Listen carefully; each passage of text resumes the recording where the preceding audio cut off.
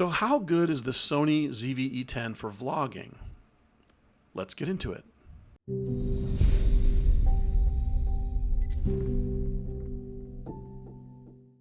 First of all, this camera, virtually like all the other Sony cameras, even though it's a APS-C sensor, it captures video in 6K resolution and then pairs it down to 4K in either 24 frames a second or 30 frames per second.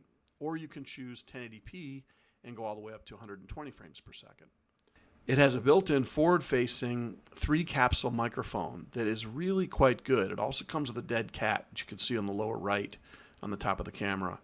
And you know, when a camera comes with a dead cat out of the box, it's pretty cool. Now, how good is the built-in mic on the camera? It's actually quite good. If you're in a hotel room or a very low ambient noise situation and you can keep the camera close to you, you could literally get away without having an external microphone. But if you're going to be on location or there's going to be some ambient noise, all of a sudden, you know, you may want to go with one of the many options Sony has for a microphone that goes on the multi-interface shoe on top of the camera. The camera does S-Log 2 and 3 and actually has Hyperlog Gamma on board, built in. It's not something you had to do a firmware update to get. It came from the factory like that, which is pretty impressive. And in case you're wondering, you can hook up an external recording device and actually get 422. So you can get 10-bit capture out of this little guy, which is pretty impressive. A lot of people really want to do that. And if you mix this camera in production with other cameras at the same time and they're 10-bit, this is a great way to work around the problems that often come up when you mix 8-bit footage with 10-bit footage, which we've all done, and it's no fun. There's no recording time limit on this camera, so it doesn't cut off at 30 minutes. It has active steady shot. Now, I'm going to talk a little bit more about that in a minute, but the active steady shot is really, really, really good. And I think that Sony, in their time doing action cameras, I think they learned a lot about doing steady shot. And this active steady shot, I think, is maybe the best I've ever seen. More on that later. There is a tally lamp on this camera. When you're recording, that stays on solid red. If you're working behind the camera, the frame line appears around the entire frame while you're recording. So it's very handy to know that you're recording or you're not recording. There's a tiny little zoom lever right in front of the shutter button, which is really convenient if you wanted to use the 16-35 full frame lens or if you wanted to use the 10-20 zoom. And it has product showcase mode. Now, this is something that appeared on the ZV-1 when it came out, and it's designed specifically for vloggers that are going to show you products. And so when you put it in this mode, it will very quickly acquire something that's like macro right in front of you. And then when you turn the camera back on yourself, it returns to normal shooting very quickly. I really like product showcase mode. It works really well for vlogging.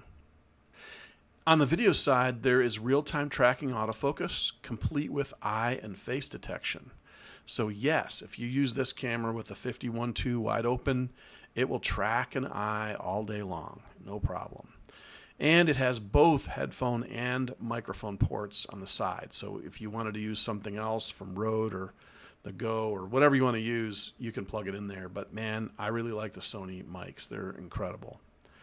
This camera has USB 3.0 for fast charging, which is super convenient. It's got a 3-inch 921.6 dot touchscreen.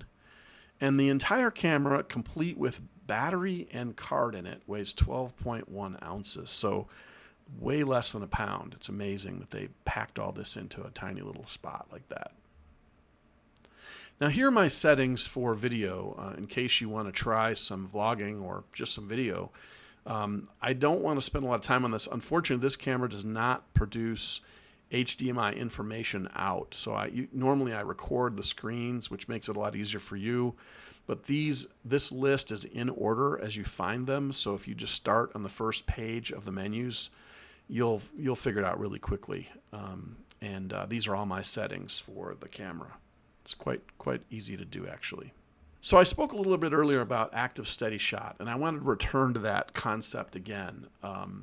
When you turn active steady shot on, the ZV-E10 will automatically crop about 10% of what the lens sees, and this allows the camera to do electronic stabilization.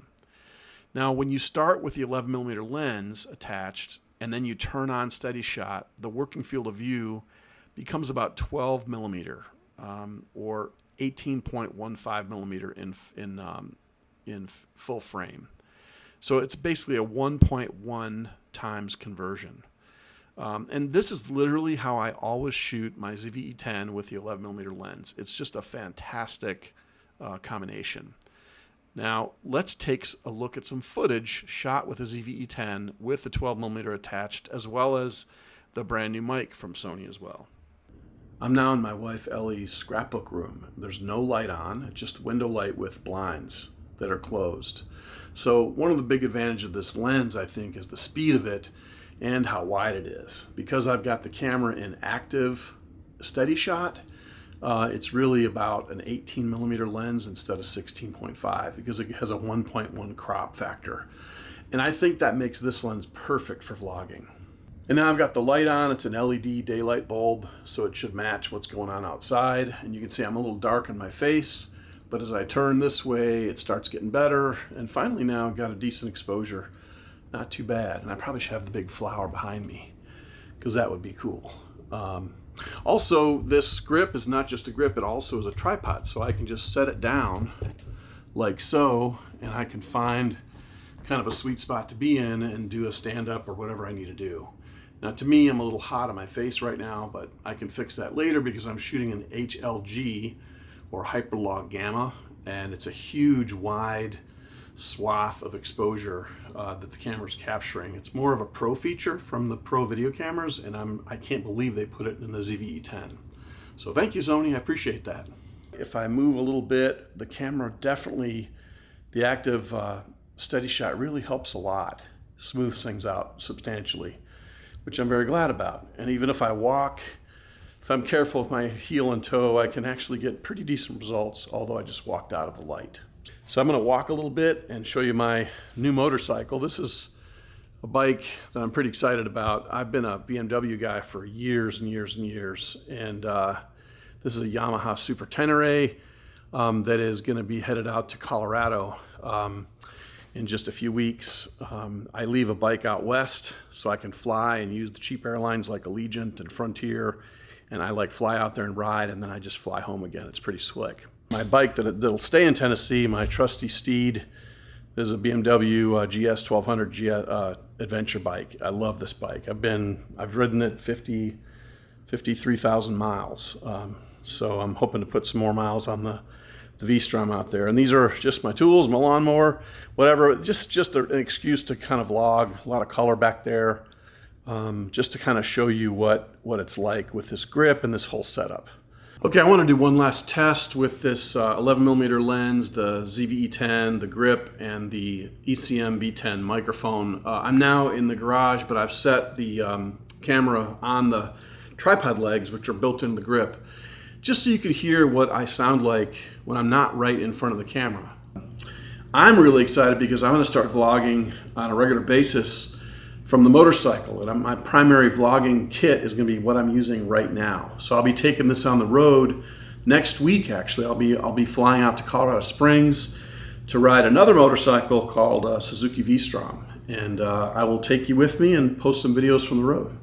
Thanks so much for watching. I'm Pat Murphy-Racey, Sony Artisan of Imagery.